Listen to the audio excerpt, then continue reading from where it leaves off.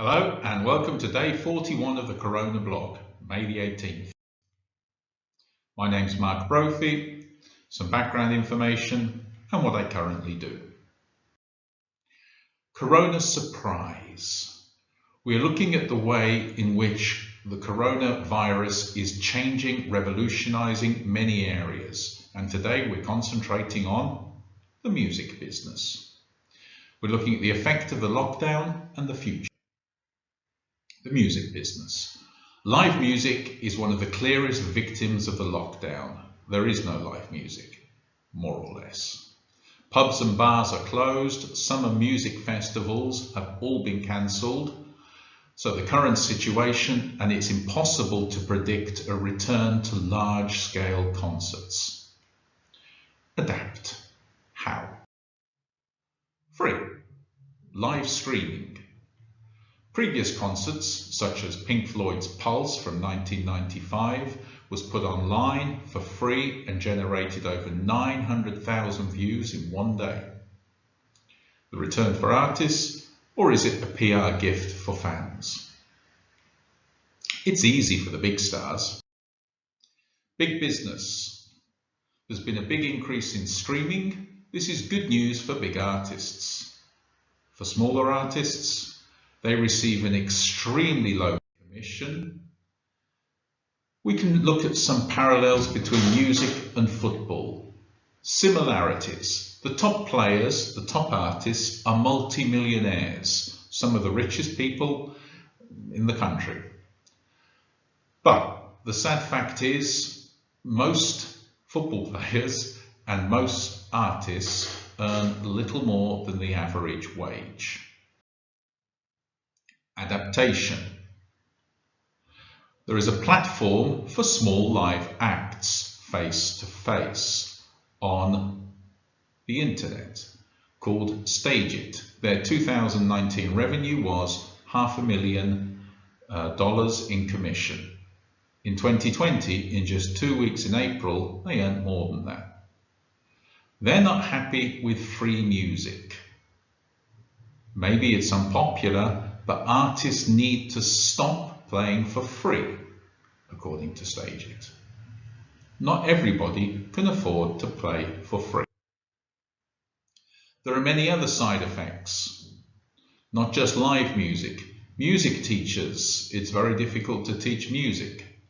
Sales of albums have changed. Amazon has stopped shipping. Radio, music is played on the radio. Rush hour, when people go to work and when people return to work, is a big time when people listen. Nobody's going to work. Children's music has increased. The wash your hands song. Changes in types of music. It's not very good for dance music. Have other forms of music had an increase? Musical instruments. There seems to be a trend of many people learning to play music during the lockdown. Creativity. Maybe this could be good for artists. They have time to reflect and write. So we're going to have an interview with a musician. We're going to ask him where he plays, if the government has helped freelance musicians, have he earned any money during lockdown? It's very difficult if you're playing live. And is he optimistic about the future? So, good morning. Here we are. Can you tell me your name and what you do for a living, please? How are you, Mark? Stephen Cooper. I'm in Copenhagen at the moment. I'm a full-time musician. As I said, I'm from Dublin, so I'm kind of stuck here during the lockdown. And yeah, just trying to get innovative and get by during these hard times over here when we're all kind of stuck and kind of uncertain of what's going on, you know. So that's quite nice. My blog titled is An Englishman in Monza. So today we're speaking to an Irishman in Copenhagen, just to keep international. So we've got 4 countries covered here. Okay, when I say your government, so really referring to the Irish, how has your government helped freelance workers, in your case, freelance musicians? Well, the Irish government have actually been fantastic. When all this started going down, I mean, I didn't know where my money was coming from. The pub gigs over here in Copenhagen were gone, obviously. and I had no other source of income. I mean, every now and again I got some royalties in from radio play or some backlog of royalties from gigs, but apart from that, I wasn't too sure. And I mean, even those royalties are very uncertain. Sometimes it can be a very small amount per month, you know, so you never know. But the Irish government are rolling out 350 per person for freelancers and for everyone else who's unemployed. So sorry, is that 350 a week or a month? 350. Sorry, yeah, €350 a week, and which is actually more than I was expecting. I think initially it was supposed to be €202 a week, but then whatever happened, they bumped it up to 350. So and it was very easy to apply for. There was one page you had to fill in, giving details about how you've lost work, where you're working, and you basically details and stuff. And the next week I started getting the support, which is fantastic. So they're really on it straight away, and yeah, they're helping out freelancers, and it's okay. Really, so that's the government help. Let's look at you as a creative musician. Have you earned any money during the lockdown? And if so, how? Well, at the very start, no. I was actually sitting on my hands for about 10 days. Didn't know what to do. Didn't know if it was going to open at the end of March, in the middle of April. Then it was also pushed back to May, and now it's pushed back to August. So nobody really was too certain of when we were going to be going back to work. So then as the weeks kind of went on, then it was like, okay, this is not going to be back for a while. I just decided I need to make money. I need to make money somehow. This 350 quid a week is brilliant, but it's not going to cover rent over here. It's not going to cover food all week. It's not going to cover, it's going to cover and my bills as well from back home. It's not going to cover everything. My bills, my living cost, and my rent. It's just not feasible. So I just got together with a friend of mine, Neil, and his daughter actually did a song in a courtyard. And then we sat down over a glass of wine and we were like, we could monetize this. We could go around into courtyards in Copenhagen, where it's balcony city. It's like everyone's in apartment blocks. I said this could be a good opportunity to try and salvage something from the lockdown. So we went out, did a bit of research in the places around, and actually just asked a couple of people if they could let us into the courtyards or if they'd be interested in some music. And the response was very good, and we just started doing that. Other times you don't even have to tell people. We just were rocking up, putting a little portable speaker there and doing a couple of songs each. And we decided, look, we just need to put out some mobile pay signs, which is like the equivalent of like Revolut in Ireland or the UK. That it's just a money transfer app that every single person has.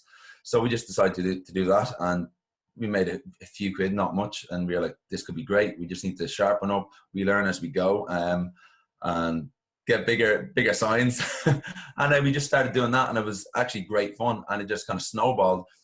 We went to so many different places. Only we refined what we were doing, and yeah, we started making a bit of money that way, and it's proved to be amazingly helpful to both of us, you know. So yeah, so we have made money. And so on a typical evening now, how much money would you make?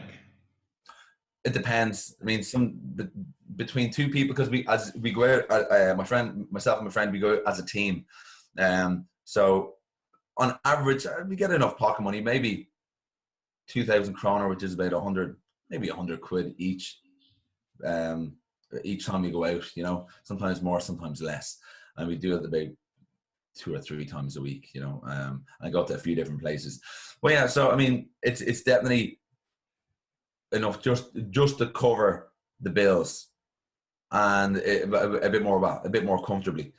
So in that way, it's quite good. So this is a great example of creativity responding to the problems that the lockdown poses. So live music is dead at the moment, and so now you're going out more or less like Romeo and Juliet, playing under people's balconies. And exactly. We call them. They're not throwing things at you; they're giving you money. So. Exactly, and sometimes they throw money at us. Take your money and leave.